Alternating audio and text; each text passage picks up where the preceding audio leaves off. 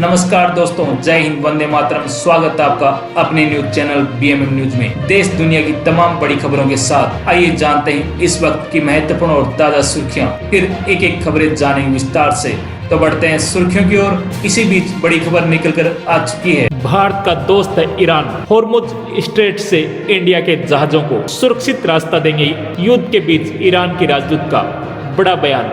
फारस की खाड़ी में बढ़ते तनाव और समुद्री सुरक्षा को लेकर चिंताओं के बीच भारत में ईरान के राजदूत मोहम्मद फतली ने संकेत दिया है कि भारत को महत्वपूर्ण वैश्विक जल मार्ग होर्मुज जल डमरू मध्य से सुरक्षित मार्ग मिल सकता है। राजदूत ने संकेत दिया कि इस रणनीतिक जल मार्ग से भारत की पहुंच सुनिश्चित करने वाले घटनाक्रम जल्द ही सामने आ सकते हैं। जब उसने पूछा कि क्या भारत को होर्मुज जल डमरू मध्य से सुरक्षित मार्ग मिलेगा, तो फतली ने कहा, जी हाँ, क्योंकि भारत हमारा मित्र है। आप इसे 2-3 घंटे में देखेंगे। ये टिप्पणियां ऐसे समय आई है जब फारस की खाड़ी को वैश्विक बाजारों से जोड़ने वाली सकरे गलियारे से जहाजों की आवाजाही पर क्षेत्रीय संघर्ष के कारण कड़ी निगरानी रखी जा रही है। ईरान के राजदूत जब सीधे पूछा गया कि क्या भारत होर्मुज जल डमरू मध्य से सुरक्षित रूप से गुजर सकेगा, तो उन्होंने सकारात्मक विकास की उम्मीद जताई। उन्होंने कहा कि जी हाँ, आप इसे भविष्य में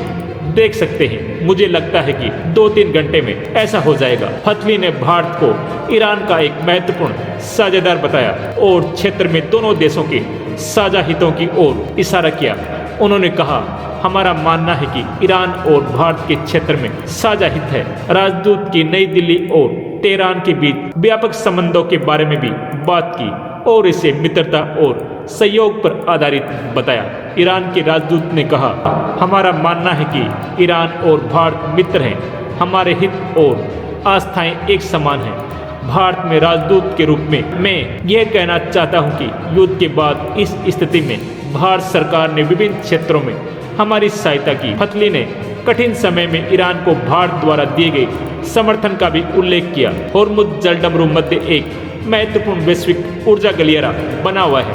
होर्मुज जल डमरू मध्य विश्व के सबसे महत्वपूर्ण समुद्री मार्गों में से एक है, जिससे होकर वैश्विक तेल और गैस शिपमेंट का एक महत्वपूर्ण हिस्सा गुजरता है। इस मार्ग में व्यवधान का असर ऊर्जा बाजारों और अंतर्राष्ट्रीय व्यापार पर पड़ रहा है, जिसमें भारत भी शामिल है, जो अपने कच्चे तेल का एक बड़ा हिस्सा इसी क्षेत्र से आयात करता है। पश्चिमी एशिया में चल रहे संघर्ष के बीच सरकारें और शिपिंग कंपनियां जल डमरू मध्य के आसपास के घटनाक्रमों पर कड़ी नजर बनाए हुए हैं। चलिए बढ़ते हैं अगली बड़ी खबर की ओर। कब तक लागू होगा भारत ब्रिटेन व्यापार समझौता? पीयूष गोयल ने दिया बड़ा अपडेट। केंद्रीय वाणिज्य एवं उद्योग मंत्री पीयूष गोयल ने कहा कि भारत और ब्रिटेन के बीच मुक्त व्यापार समझौता FTA इस साल मध्य अप्रैल से लागू होने की संभावना है। भारत और ब्रिटेन ने पिछले साल 24 जुलाई को व्यापक आर्थिक और व्यापार समझौते CETA पर हस्ताक्षर किए थे। इसके तहत भारत के 99% निर्यात पर ब्रिटिश बाजार में कोई टैरिफ नहीं लगेगा, जबकि ब्रिटेन के कुछ उत्पादों जैसे कार और विस्की पर भारत में लागू टैरिफ कम कर दिए जाएंगे। इस समझौते को लागू करने से पहले ब्रिटेन के संसद की मंजूरी लेनी होगी। वहीं भारत के केंद्रीय मंत्रिमंडल ऐसे समझौतों को मंजूरी देता है। ब्रिटिश संसद से मंजूरी मिलने के बाद इसे आपसी सहमति वाली तारीख पर लागू किया जा सकता है। पीयूष गोयल ने कहा कि ये FTA ब्रिटेन संसद में सबसे तेजी से मंजूरी पाने वाला समझौता होगा। उन्होंने एसोचैम द्वारा आयोजित एक कार्यक्रम में कहा कि सामान्य तौर पर ऐसे समझौते को लागू होने में 1.5 साल का समय लगता है, लेकिन इस समझौते पर जुलाई 2025 में हस्ताक्षर हुए थे और इसे अगले 1 महीने में लागू किया जाएगा। वहीं दूसरी ओर भारत और अमेरिका के बीच व्यापार समझौते को लेकर बातचीत बंद होने वाले दावों को पीयूष गोयल ने खारिज कर दिया। उन्होंने कहा कि इन दावों का कोई आधार नहीं है। गोयल ने कहा, हमारा अमेरिका के साथ बहुत अच्छा व्यापार समझौता है। हम अपने सभी संवेदनशील क्षेत्रों की रक्षा करने में सफल रहे हैं। वाणिज्य मंत्रालय ने कहा कि भारत और अमेरिका के बीच पारस्परिक रूप से लाभकारी द्विपक्षीय व्यापार समझौते के पहले चरण के कानूनी मसौदे को अंतिम रूप देने के लिए पिछले महीने वाशिंगटन में मिलना था, लेकिन अमेरिकी सुप्रीम कोर्ट द्वारा अमेरिकी प्रशासन के जवाबी शुल्कों को रद्द करने के बाद इस मुलाकात को स्थगित कर दिया। मंत्रालय की व्यापार समझौते पर द्विपक्षीय बातचीत रुक जाने का दावा करने वाले खबरों को खारिज करते हुए ये बात कही। चलिए बढ़ते हैं अगली बड़ी खबर की ओर। 1 अप्रैल से महंगा हो जाएगा फास्टैग, एनुअल पास, नेशनल हाईवे का सफ़र हो जाएगा महंगा। प्राइवेट गाड़ियों के लिए इस्तेमाल किया जाने वाला फास्टैग एनुअल पास महंगा होने जा रहा है।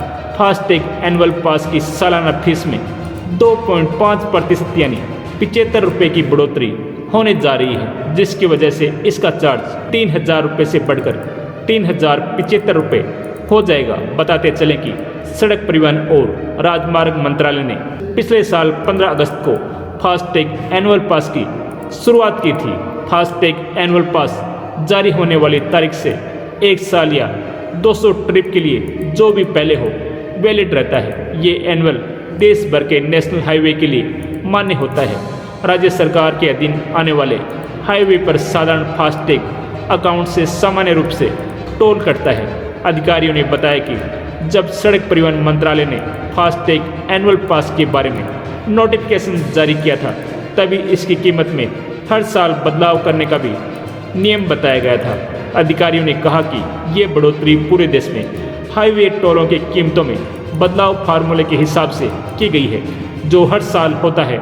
जो लोग इस महीने रिचार्ज करवा लेते हैं वे इसे 3,000 रुपये में खरीद सकते हैं।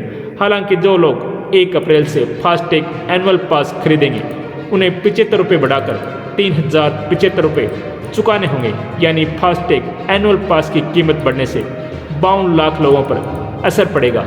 लेकिन राहत की बात यह है कि इसकी फीस में 2.5% की मामूली बढ़त हो रही है। फास्टैग एनुअल पास सिर्फ राजमार्ग यात्रा ऐप की आधिकारिक वेबसाइट पर ही बेचे जाते हैं। भुगतान करने के 2 घंटे के अंदर फास्टैग एनुअल पास एक्टिव हो जाता है, जिसके कन्फर्मेशन के लिए आपके रजिस्टर्ड मोबाइल नंबर पर SMS भी भेजा जाता है। इसके साथ ही ध्यान रखना होगा कि एनुअल पास के लिए किया गया भुगतान एक मुश्त और नॉन रिफंडेबल है।